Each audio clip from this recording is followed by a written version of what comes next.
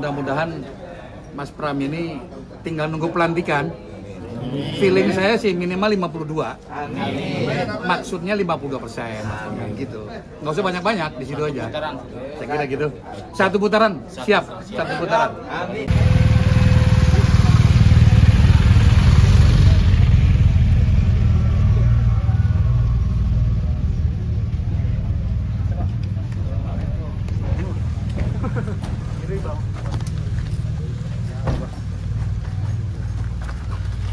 Gimana?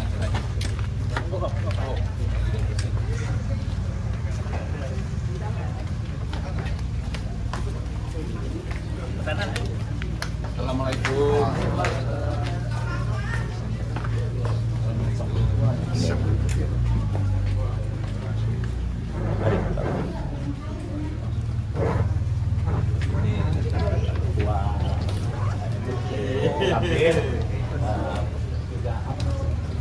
Lamongan.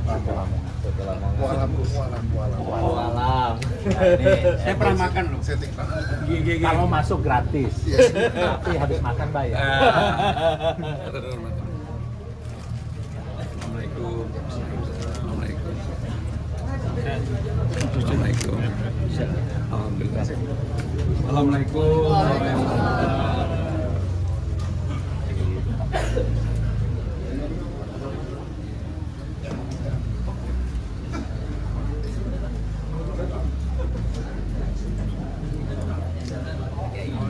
Assalamualaikum.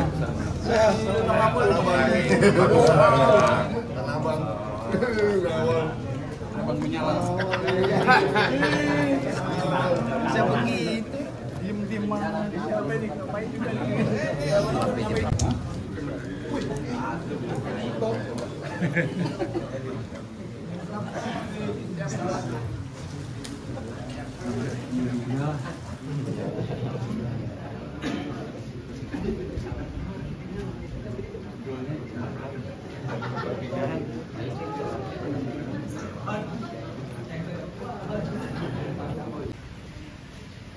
Ada yang bilang saya ada di sana, ada di sini. Saya nyatakan saya tidak pernah bergeser sedikit pun dari Mas Pram.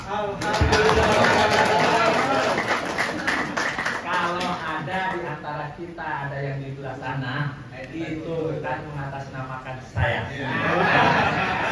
Dan insya Allah tanda-tandanya akan balik. Karena semua mayoritas yang hadir di sini sudah menunjukkan bahwa kita solid. Dan kita pastikan saya sudah pernah, kalau sudah ada alasan kenapa saya memilih Mas Pram. Ini yang paling penting, teman-teman selalu nanya, saya akan sampaikan hari ini. Pertama, Mas Pram tidak pernah minta saya, tapi saya justru yang sowan ke Rois ke KMJB untuk minta tunjuk dan memperkuat beliau. Dan di sini ada juga Mas Guntur. Saya ini. Kenapa? Karena kita sebagai warga Jakarta tidak pernah ingin menjadi tamu di negeri kita sendiri. Tidak ingin menjadi penonton di kota yang kita cintai ini. Maka saya membutuhkan seorang pemimpin yang mandiri, yang tidak tergantung kepada siapapun. Mandiri artinya apa? Dia sudah selesai dengan dirinya sendiri. Jangan menjadi calon gubernur hanya untuk kepentingan pribadi dan golongan. Itu yang saya sampaikan. Itu yang saya sampaikan dulu kepada Pak Prabowo. Kali ini saya sampaikan kita butuh orang yang mandiri. Pak Pram sudah selesai dengan sendirinya. Saya khawatir kalau Pak Pram tidak mandiri, tergantung kepada kepentingan kelompok-kelompok, maka yang diperjuangkan bukan kita rakyat Jakarta, tapi yang didahulukan adalah kelompok-kelompok tertentu itu. Benar nggak? Saya yakin semua ini dilakukan oleh kemampuan dia sendiri. Itu pertama kita. Ya saya mohon maaf kalau kita memilih sikap bukan berarti yang lain jelek, tapi saya lah yakin di antara mereka yang paling mandiri dalam kepemimpinan adalah Pak Pram. dia tidak akan takut kepada siapapun, bahkan golongan tertentu. Yang dia takutkan adalah rakyat Jakarta yang hari ini kita wakili. Itu alasan pertama. Alasan yang kedua, kita ini butuh pemimpin yang paham Jakarta.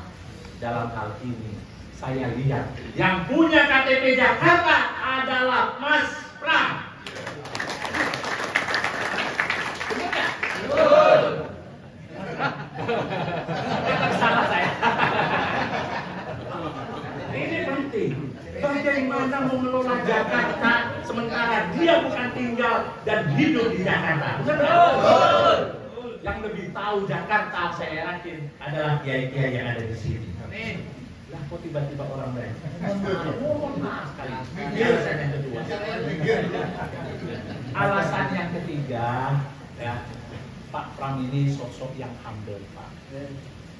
Saya tanya, Bapak nyalon kan apa dicalonkan? Saya dicalonkan, itu yang saya cari, yang saya pilih. Bukan dicalonkan, bukan cari-cari karena konten pencitraan. Bahaya, Pak. Kalau kita jadi pemimpin karena pencitraan, dipoles sana sini, poles sampai 1000 kali. Tapi kalau Allah yang akan menunjukkan kebenaran itu, benar nggak? Ini tanda-tanda alam sudah ada. Kalau kita lihat, saya ada Kiai Muhyiddin. Jangan apa saya. Duduk aja. Yang saya hormati Kiai Muhyiddin Ishak, terus Saifuddin, ini cucu menantu Kiai Wahab, dan juga Kiai Ibrahim dan para hadirin yang saya hormati. Pertama saya matur nuwun, terima kasih. Saya sungguh merasa terhormat. Memang suara saya pagi ini udah habis. Kemarin 11 titik ngomong terus. Hari ini juga 11 titik ngomong terus. Tapi semangat saya nggak pernah luntur. Yang pertama saya terima kasih dan saya merasa bersyukur saya kalau di NU ini sebenarnya seperti itu masih.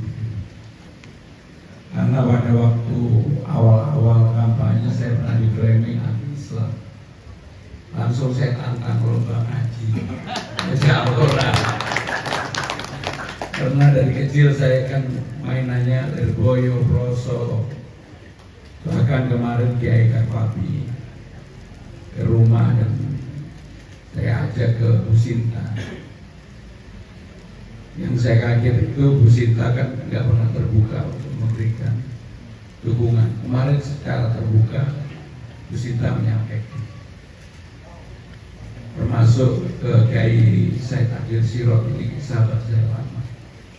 Jadi memang kalau di teman-teman di kalangan NU ini sebenarnya saya punya hubungan yang sangat besar. Bahkan ketika Pak Hamzah maupun Pak Hasyim Musyadi dengan Bu Mega pada waktu itu, sebenarnya saya menjadi utusan utama waktu itu. Hanya memang saya ini kan sudah terlalu lama nggak pernah mau muncul di permukaan, woro-woro apa ya, yang menyampaikan ke sana kemari. Tapi saya bersyukur banyak orang yang kemudian secara terbuka memberikan support dukungan saya, terutama dari karena mereka tahu latar belakang saya. Saya secara khusus mempunyai hubungan yang cukup lama, termasuk dengan Kiai Idris almarhum. Memang dulu saya mulai ngajinya sebenarnya dengan beliau. Saudara-saudara sekalian, sebelum saya menyampaikan hal yang prinsip, saya ingin menjawab apa yang disampaikan Gus Saifuddin tadi. Memang undang-undang tentang pesantren, undang-undang santri tentang pondok pesantren, undang-undang nomor 18 tahun 2019 itu sudah ada, dan sudah ada Perpres 82 tahun 2021. Hanya problemnya Jakarta sampai hari ini perda-perdanya belum dibuat, sehingga untuk memayungi aktivitas keagamaan, terutama paling besar di Jakarta kan NU, itu belum ada. Maka Gus, kalau saya mau perda, mau pergub, saya akan selesaikan tidak dalam waktu lebih dari 1 bulan. Karena ini menjadi payung utamanya. Yang kedua, yang tidak kalah pentingnya adalah hubungan ulama dan umarok itu sendiri. Saya karena selama ini di belakang layar, termasuk Pak Presiden Jokowi 2 periode, saya yang awal-awal bukain pintu. Ketika itu ketua PBNU-nya masih saya panggil. Termasuk yang berikutnya adalah dengan Gus Yahya, saya secara pribadi juga dengan Gus Yahya. Sehingga demikian hubungan ulama umarok ini harus betul-betul terjaga dengan baik. Ketika saya sowan pertama kali ke Kiai Muhyiddin, ini berdua dari sana saya. Frekuensinya itu langsung nyambung. Karena saya selama ini benar-benar sebenarnya orang di belakang layar. Bahkan tadi yang disampaikan Gus Ibrahim untuk maju sebagai calon gubernur Jakarta pun saya sebenarnya nggak mau. Saya udah 25 tahun jadi pejabat. Maka ketika saya maju semuanya kaget. Ada yang bisa lihat langitan dulu, kayak siapa? Mana kayak? Isap dulu. Oh. Yang saya kaget, salah satu kelebihan NU kan yang melihat langit. Ketika saya ketemu Gus Reza, Gus Ahmad, juga ada Gus Ahmad, Ika Fabi, ini kan beliau-beliau yang bisa berkomunikasi dan melihat langit. Beliau cuma mendoakannya begini, Mas, yang penting tawadu dan jangan lupa selalu tawakal aja. Kalau memang rezekinya nggak akan bisa orang lain ambil, mau diganggu kayak apa aja nggak bisa. Itulah yang ingin saya lakukan. Tetapi saya secara khusus ingin NU itu menjadi mitra strategis. Karena banyak sekali masjid-masjid, musola-musola di Jakarta. Ketika NU-nya terlalu asik dengan partai-partainya, masjid dan musolanya ditinggalkan. Menurut saya udah waktunya masjid dan musola di Jakarta itu dijaga kembali. Karena kalau NU Aswaja ini kan kita juga tenang. Karena apa? Karena pasti NKRI itu dia. Sehingga dengan demikian kita juga pemerintah juga pasti. Dan terakhir dari saya sungguh berharap bahwa hubungannya jangan hanya sekedar hubungan teman-teman NU dengan Kesbangpol, minimal lebih baik personal. Maka saya akan, kalau diizinkan Muhyiddin, saya akan buka ruang seluas-luasnya. Kalau perlu kita adakan pengajian, sholawatan, subuhan di rumah dinas secara rutin, dan yang kita panggungkan itu teman-teman NU.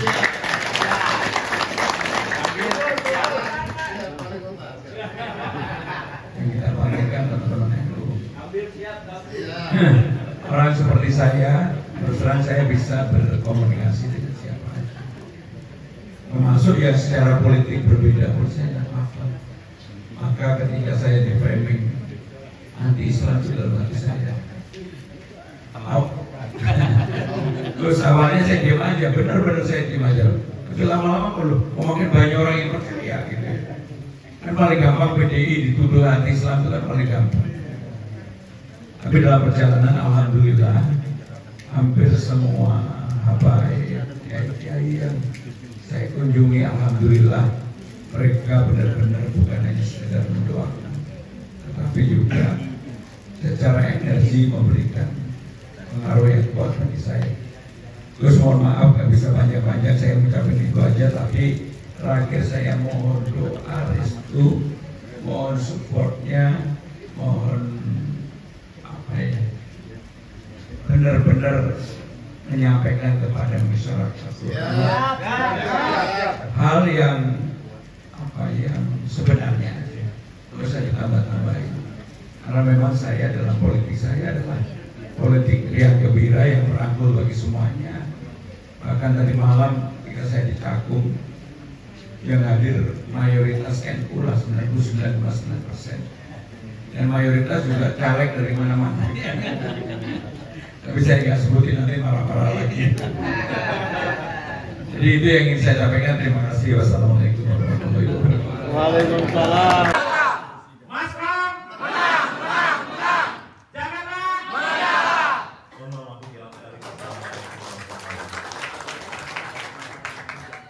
Kepada beliau kami sampaikan terima Kemudian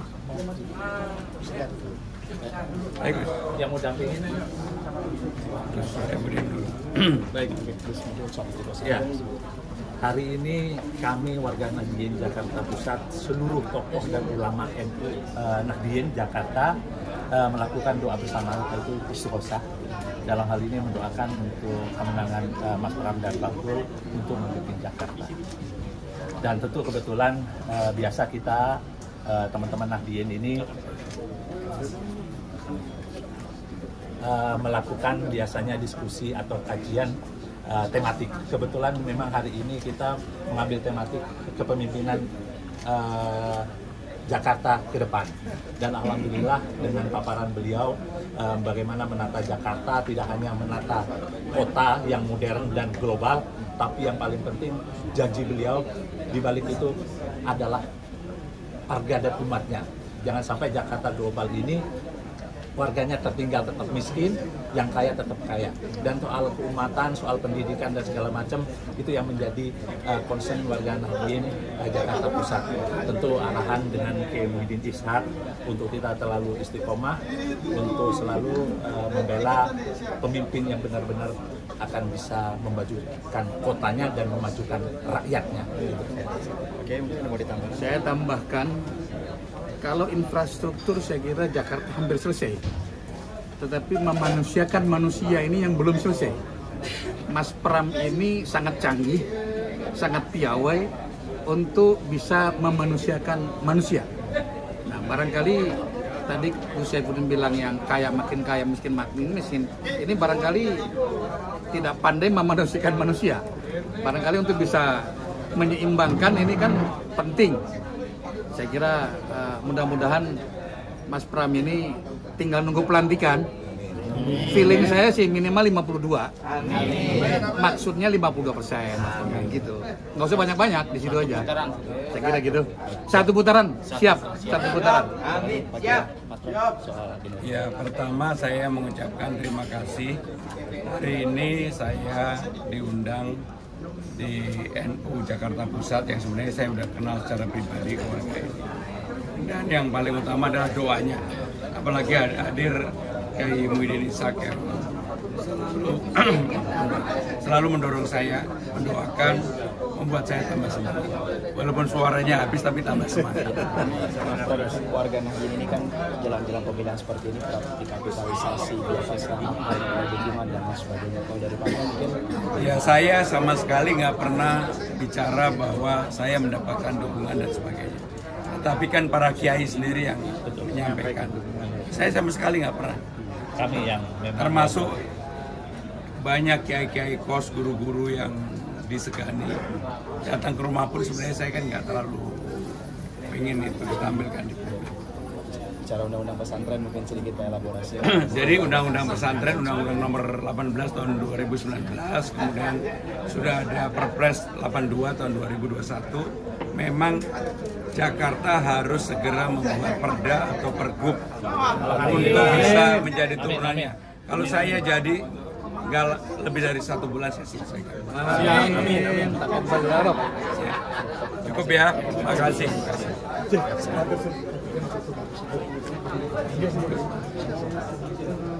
Terima kasih ya. Jadi kita ketemu nanti jam. Siap. Assalamualaikum. Salam.